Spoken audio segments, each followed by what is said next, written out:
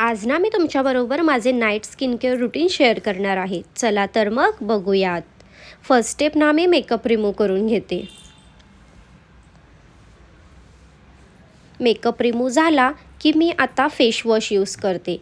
Face wash ना एकदम deeply आपल्याला फेस क्लीन करून देतं. हां, तुम्ही कोणता पण फेस वॉश यूज करा जो तुमच्याकडे असेल तो. आणि मग ना मी टोनर यूज करते. टोनर खूप कंपल्सरी आहे हां, आपल्या पोर्सला मिनिमाइज करण्यामध्ये हेल्प करतं.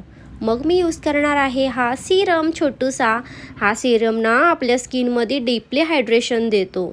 आणि मग मी यूज करणार आहे माझी ही फेवरेट अशी नाईट क्रीम.